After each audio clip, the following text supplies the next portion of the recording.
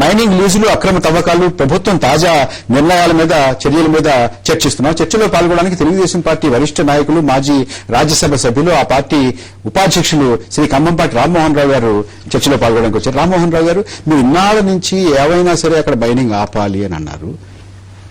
ముందు సాధికార కమిటీ ఏమిటి? సాధికార కమిటీ నాతో ప్రభుత్వంతో నేరుగా ఏమీ చెప్పలేదు, సుప్రీంకోర్టు ఏమన్నా చెప్తే అప్పుడు చేస్తా ఉన్నటువంటి వాళ్ళు మొత్తానికి ఒప్పుకున్నారు, అక్కడ ఉన్నటువంటి మైనింగ్ ని ఆపమన్నారు. మైనింగ్ చేసి బయట పెట్టినటువంటి ఖనిజాన్ని కూడా తరలించకుండా, రవాణా చేయకుండా ఆపమని చెప్పారు. మీరు తృప్తిపడ్డారా?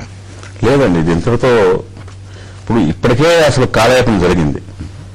ఇప్పుడు ప్రభుత్వం ఆ విధంగా చెప్పడం కూడా చాలా ద్వంద్వ వైఖరి. ఎందుకంటే మీరు ఎగ్జాంపుల్ మన కొల్లేరు ఆ ప్రాంతంలో ఇదే సాధికారిత ఇచ్చిన కమిటీ ఇచ్చిన రిపోర్టు మీద సన్నకారు రైతుల్ని అర్ధరాత్రి మరి కన్సర్న్ ఆఫీసర్ అక్కడే పడుకుని వాళ్ళందరినీ కూడా అక్కడి నుంచి వెళ్ళగొట్టిన దాఖలాలు మనకున్న ఎగ్జాంపుల్.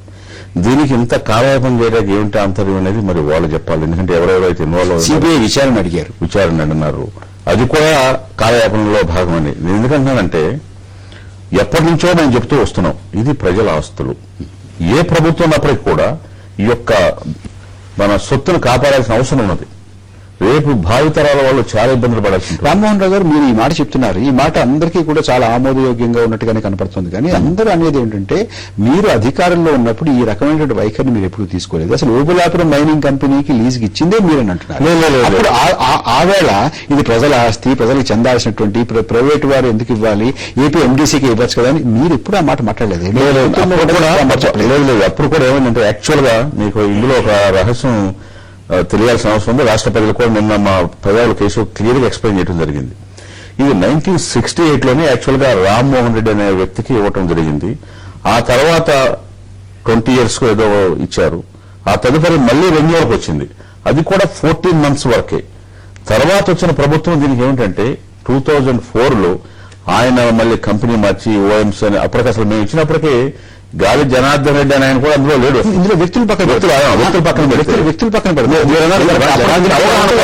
కావచ్చు, ఎవరైనా సరే దీన్ని ఏమైనా సరే దీన్ని ఇంతో అంతో తన ప్రయోజనాలకు ఉపయోగించుకోవడానికి ప్రయత్నం చేయడానికి అవకాశం ఉండను. మీతో ఈ రకమైనటువంటి విధానం ఇది ప్రజలకు చెందాలి, ప్రభుత్వ రంగ సంస్థలకు చెందాలి అనే స్పృహ మీరు అధికారంలో మీకు ఎందుకు లేదని అడుగుతున్నారు.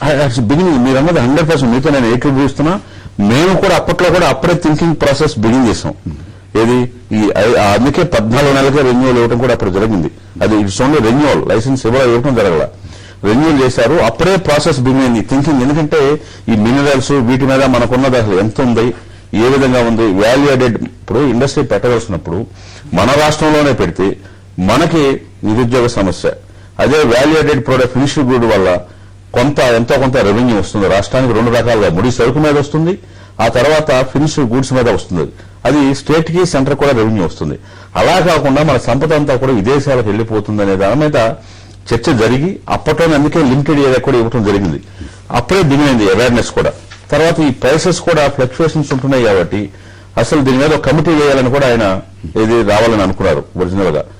ఆటో మ్యానుఫ్యాక్చరింగ్ ఇండస్ట్రీస్ తీసుకురావాలని క్యాంపెయిన్ చేసిన వాళ్ళు. ఎందుకంటే చంద్రబాబు నాయుడు గారంటే ఆయన చెప్పి ఐటీ అని చెప్తున్నారనే ఒక అపవాదం ఉన్నది కాబట్టి అది కూడా కాదు, పెద్దగా వెలుగులోకి రాలేదంట. శ్రీనివాసరావు గారు, మామూలుగా సర్వసాధారణంగా చూసుకుంటే ఇక్కడ కావచ్చు, కేంద్ర ప్రభుత్వం కావచ్చు, జార్ఖండ్ కావచ్చు, బీహార్ కావచ్చు, కర్ణాటక కావచ్చు, ఎక్కడైనా మైనింగ్ గురించి, మైనింగ్ చేసేటటువంటి వాళ్ళ గురించి, ఆ కంపెనీల గురించి అవలంబిస్తున్నటువంటి వైఖరి ఎలా ఉంది మీ దృష్టిలో? చాలా పెద్ద అంశం అండి ఇది. ఒకటి ముఖ్యమైన విషయం ఏంటంటే, ఇక్కడ ఉదాహరణకు మన కళ్ల ముందు ఒక ఫ్లైఓవర్ పంజాగుట్లో కడితే అది పడిపోతే పెద్ద ఎత్తున గగ్గోలు జరిగింది. అది 10 కోట్ల రూపాయల కాంట్రాక్టు, దానిలో 2-3 కోట్లు, 1 కోటి రూపాయల అవినీతి, ప్రాణ నష్టం అందరి కళ్ల ముందు కనపడుతుంది. కాబట్టి వెంటనే ప్రజలు కానీ స్వచ్ఛంద సంస్థలు రియాక్ట్ కావటం, ప్రభుత్వం చర్య తీసుకోక తప్పనిసరి పరిస్థితి. ఈ ఖనిజ సంపద, గనులు లేకపోతే ఆయిల్ ఇంకొకటో జనానికి సంబంధం లేని ఎక్కడో అడవుల్లో నో మ్యాన్ ల్యాండ్ మీరు అన్నట్టుగా ఒక్క మనిషి లేని చోట 1000 ఎకరాలు ధారాదత్తం చేసి, మీరు ఏ కాంట్రాక్ట్ అన్నా చూడండి, 20 ఏళ్లు లీజుకు టైం పీరియడ్, 30 ఏళ్లు అంటే ఇంత గుడ్డిగా కాంట్రాక్టులు అంత లాంగ్ పీరియడ్కి ఇవ్వటం మొట్టమొదటిది. వాళ్ళకి అవగాహన లేక కాదు, ఫ్లక్చుయేషన్స్ వస్తుందా వారిని అడుగు మన కమిషనర్ గారిని. 5 ఏళ్ళు 10 ఏళ్ళు ఇవ్వకుండా 20 ఏళ్ళు 30 ఏళ్ళు అండి ఇక్కడ మొట్టమొదటి అంశం అది. రెండవది ఇప్పుడు ఎవరైతే అంతకుముందు ఈ సందర్భంలో ఒక్క మాట మీకు చెప్పాలి. బైబిల్లో ఒక వాక్యం ఉంది, the meek shall inherit the earth. అణగారిన ప్రజలు ఈ మొత్తం భూమికి అంతటికీ వారసులు అని అన్నారు. సౌత్ ఆఫ్రికాలో ఒక పెద్ద మైనింగ్ మ్యాగ్నెట్ ఉండేవారు, పాల్ గెట్టి అని. ఆయన అన్నారు, the meek shall inherit the earth but not its mineral rights. అణగారిన వారు భూమికి వారసులే గాని అందులో ఉన్నటువంటి ఖనిజ సంపదకు మాత్రం వారసులు కాదన్నారు. ఆ రకమైన వైఖరి కనపడుతుంది. ఖచ్చితంగా ఇందాక తులసిరెడ్డి గారు 2 మంచి విషయాలు చెప్పారు. మొదట్లో సంపద అన్నది జాతీయ సంపద, జాతి మొత్తానికి వర్తించాల్సిన అంశం, దీనిలో ఫ్లక్చుయేషన్స్ ఉంటున్నాయన్న సంగతి ఆయన ఒప్పుకున్నారు. ఈ సంగతి మనకు స్పష్టంగా తెలిసినప్పుడు ఎలా అయితే లీజులు తీసుకున్న వాళ్ళు ఆ లీజు రద్దు చేసుకుని గతంలో వెనక్కి వెళ్ళిపోయారో, ప్రభుత్వం రద్దు చేసుకోకూడదని రూల్ ఎక్కడా లేదు. 20 ఏళ్లకు ఇవ్వచ్చు అని ఉంది కానీ ఇవ్వాలని కూడా ఎక్కడా లేదు. 20 ఏళ్లకు 30 ఏళ్ళకి ఇవ్వచ్చు అని రూల్ ఉండొచ్చు కానీ ఇవ్వాలని కూడా లేదు. అంటే ఇందులో కనపడని అతి భయంకరమైనటువంటి అవినీతి, వేల కోట్ల రూపాయల అవినీతి. ఒక్క ఐరన్ ఓర్ ఒక్కటే కాదండి, మీరు బాక్సైట్ కోసం తీసుకుంటున్నటువంటి కలెక్ట్ చేస్తున్న దానికన్నా కూడా ఇది తక్కువగా ఉంది. ఇది మొట్టమొదటిది. రెండవది, దీనిలో అవినీతిలో రాజకీయ నాయకులు, అధికారులు, ఆ లీజుకు తీసుకున్న వాళ్ళు 3 భాగస్వాములు. నెక్సెస్, స్పష్టంగా నెక్సెస్. మీరు ఒక్కసారి బళ్ళారి గాని అనంతపురం గాని అక్కడ గతంలో ఫారెస్ట్ ఆఫీసర్ గాను రేంజర్స్ గాను వెళ్లిన వాళ్ళు చూస్తే చెప్తున్నారు. ఉదయం నేను బళ్ళారి వాళ్ళతో ఒకరితో మాట్లాడితే, ఒక స్థాయి అధికారి అయితే డ్యూటీలో జాయిన్ అయిన మొదటి రోజే స్కార్పియో, ఇంకొక స్థాయి వాళ్ళు అయితే బొలెరోలు. అసలు ఇది ఊరికి జస్ట్ అట్లా టిప్ లాగా అనమాట. లక్షలు కోట్లు అన్నది రూపాయల కన్నా తక్కువగా అక్కడ పంచినటువంటి దాఖలాలు. అక్కడ పాన్ డబ్బాల వాళ్ళు లక్షలు సంపాదించి బళ్ళారి గాని అనంతపురం గాని ఆ ప్రాంతాలు ఈ లీజులు పుణ్యమని ఇంత పెద్ద ఎత్తున దోపిడీ జరుగుతూ ఉంటే ఈ పాలసీని 50 ఏళ్ళలో పెట్టుకున్న పాలసీని ఎందుకు మార్చుకోలేదు? కేంద్ర ప్రభుత్వం కావచ్చు, ఎవరన్నది ముఖ్యం కాదు. రాష్ట్ర ప్రభుత్వం అది కంట్రోల్లో ఉందా, కేంద్ర ప్రభుత్వం కంట్రోల్ పరిపాలించింది ఇప్పటిదాకా వీళ్ళు ప్రధానంగా కాంగ్రెస్ పార్టీ. ఇందులో ఇంత డబ్బు ఉన్నప్పుడు దీన్ని ఎందుకు మనం అరికట్టలేదు మొట్టమొదటి నుంచి? ఎందుకు మన ప్రభుత్వానికి దీని మీద స్పృహ లేకపోవడం కదండి ఉంది వారి స్వప్రయోజనం. నేను ఒక క్షణం శ్రీనివాసరావు గారు, గతంలో గనుల శాఖ మంత్రిగా పనిచేసినటువంటి శ్రీ మాదాల జానకిరామ్ మనతో ఫోన్ లైన్లో మాట్లాడడానికి అందుబాటులోకి వచ్చారు. జానకిరామ్ గారు నమస్కారం అండి. నమస్కారం జానకిరామ్ గారు, క్రమబద్ధంగా అక్కడ మైనింగ్ చేసినా కూడా, ఇప్పుడు శ్రీనివాసరావు గారు చెప్పినట్టు క్రమబద్ధంగా మైనింగ్ చేసినా కూడా చాలా పెద్ద ఎత్తున లాభాలు ఆర్జిస్తున్నారు. అది ఎట్లా ఉంటుంది, ప్రైస్ ఫ్లక్చుయేషన్ ఎలా ఉంటుంది అనేది మనం ఆపడానికి కూడా లేకుండా 20 సంవత్సరాలు, 30 సంవత్సరాలు, 15 సంవత్సరాలు తీసుకిచ్చేస్తున్నారు. ఇది ఒక దోషం. రెండవది క్రమబద్ధంగా చేసేటటువంటి మైనింగ్ కాకుండా అక్రమంగా నోమాన్స్ ల్యాండ్ లో ఇతర పక్కన ఉన్నటువంటి భూముల్లో కూడా మైనింగ్ చేసి లక్షల కోట్లు సంపాదించేస్తున్నారు అనేటువంటిది ఈ రెండు. అంటే ప్రభుత్వాలకి, మీరందరూ గనుల మంత్రిగా పనిచేశారు, ప్రభుత్వాలకి ఇలా జరుగుతుంది, ఇది ప్రమాదము, ఇది ప్రజాధనాన్ని కొల్లగొట్టడం అనేటువంటి స్పృహ లేకుండా పోయిందా? చెప్పమంటారా? చెప్పండి. Most of the mine owners they do the same. Of course, Janardhan Reddy has done in a very big scale with the connivance of the governments in Karnataka and Andhra Pradesh. Hello, చెప్పండి. వినపడుతుంది జానకిరామ్ గారు, వినపడుతుంది. ఇప్పుడు ప్రతి mine owner irregularities చేయడం సహజం అండి. Mining లో ట్యాక్స్ చేయడం కానీ, ఎంక్రోచ్ చేయడం కానీ, ఫారెస్ట్ లో తవ్వడం కానీ చాలా సహజంగా జరిగేటువంటి. ఒకటేంటంటే గాలి జనార్దన్ రెడ్డి గారు పాలిటీషియన్ అయి ఉండి డబ్బు సంపాదించి డబ్బుతోనే ప్రభుత్వాలలో గడగడలాడించే పరిస్థితికి వచ్చాడు కాబట్టి అతని మీద కాన్సన్ట్రేషన్ పెరిగింది. అది the way is behaving is ప్రతి ఒక్కరికి కూడా బాధ కలిగించే విధంగా బిహేవ్ చేశాడు. అదొకటి.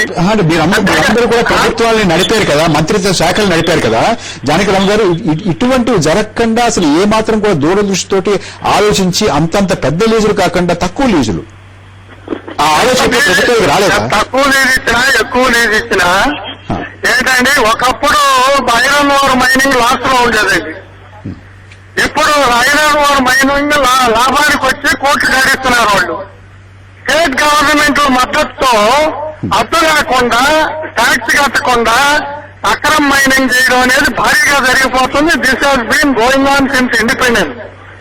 System corrupt system. అది సిస్టమ్, మన సిస్టమే కరప్ట్ సిస్టమ్ అండి. ఆఫీసర్లు కింద నుంచి పైకి అందరికీ తెలుసు. ట్యాక్స్ ఎవేజన్ చేయనటువంటి ఉన్నటువంటి బిజినెస్ మ్యాన్ ఈ దేశంలో లేడు. ఇప్పుడు మన వరకు చట్ట ప్రకారం ఓనర్సే లేరండి. ఇనప ఖనిజం అయితే అందరి దృష్టిని ఆకర్షిస్తోంది. గాలి జనార్దన్ రెడ్డి గారు అందరి దృష్టిని ఆకర్షిస్తున్నారు. అది ఎందుకు ఆకర్షిస్తున్నారంటే డబ్బు సంపాదించి ఆ డబ్బు తీసుకున్నా ముఖ్యమంత్రిని గడగల్లాడేయడం, ఇక్కడికి వచ్చి 10 ఏళ్ళు ముఖ్యమంత్రిగా చేసి అపోజిషన్ లీడర్గా ఉండేవాడిని ఏ బిజినెస్ మ్యాన్ అయినా అతను మాట్లాడటం.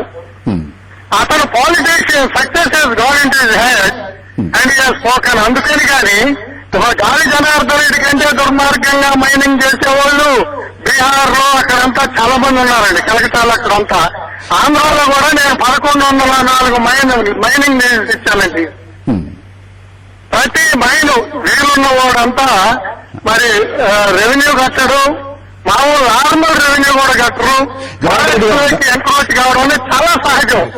జానకిరామ్ గారు ముఖ్యమంత్రి ఈ గవర్నమెంట్ తీసుకున్న చర్య మాత్రం చాలా ఫాస్ట్ గా తీసుకున్నారు. And we should all appreciate రోసే గారు. అయినా కూడా విమర్శిస్తుంటారు ఈ opposition. Congratulate him for doing this.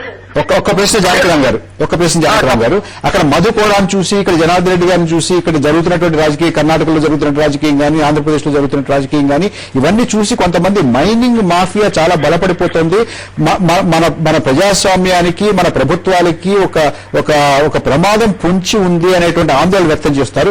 మీరు అంగీకరిస్తారా దానికి? తప్పకుండా మైనింగ్ మానియే కాదండి, ప్రతి ఒక్కరు డబ్బు లేకపోతే అసలు టికెట్లు ఇవ్వడం లేదు. పార్టీ వాళ్ళు 10 కోట్లు ఖర్చు పెడతావా, 20 కోట్లు ఖర్చు పెడతావా అని కాంగ్రెస్ వాళ్ళు అడుగుతున్నారు, తెలుగుదేశం వాళ్ళు అడుగుతున్నారు. జానకిరామ్ గారు మాతో మీరు సమయం తీరిక చేసుకుని మాతో మాట్లాడినందుకు మీకు ధన్యవాదాలు. తులసిరెడ్డి గారు, ఇది మైనింగ్ మాఫియా అంటే అటు తెలుగుదేశం కానీ, ఇటు కాంగ్రెస్ పార్టీ కానీ, మొత్తం జానకిరామ్ గారు చెప్పడం ఏంటంటే మనకి స్వాతంత్రం వచ్చిన దగ్గర నుంచి ఈ మైనింగ్ ని బీహార్ లో కానీ ఆ పక్కనంతా మనం అన్ని రాజకీయ పక్షాలు కూడా పెంచి పోషిస్తున్నాయి. వాళ్ళు చాలా పెద్దదైపోయి కూర్చుంది అని అంటున్నారు.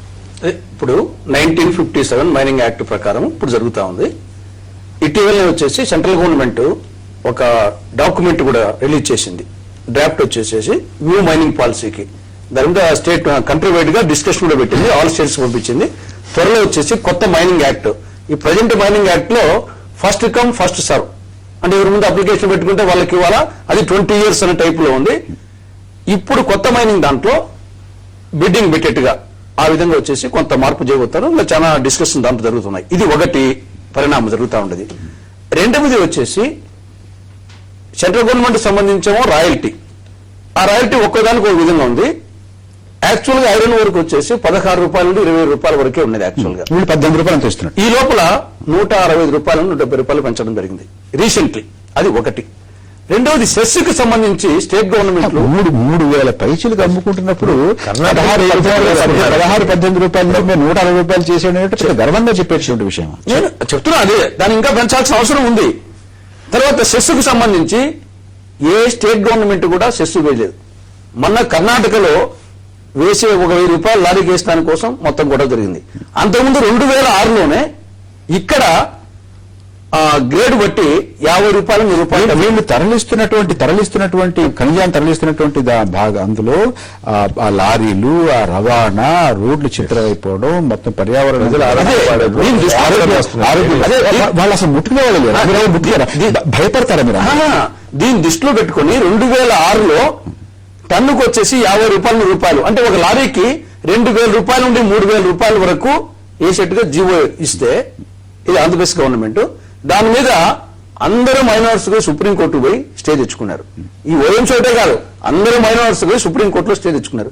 కాబట్టి మన రాజ్యాంగ పరిస్థితుల్లో కొన్ని న్యాయస్థానాలకు ఇక్కడ విధించినా కానీ న్యాయస్థానాలు ఒకటి ఉన్నాయి. ఇది చాలా ముఖ్యమైనటువంటి అంశం. అంటే రాష్ట్ర ప్రభుత్వాల్ని, కేంద్ర ప్రభుత్వాల్ని కూడా ఇవి నియంత్రించేటటువంటి, అదుపులో తీసుకునేటటువంటి మైనింగ్ అసోసియేషన్లు, సంస్థలు తీసుకునే పరిస్థితికి వచ్చిందా? దీనిపై కాసేపు మనం కొంచెం విస్తారంగా మాట్లాడుకోవాలి. అంతకుముందు ఒక చిన్న విరామం తీసుకుందాం.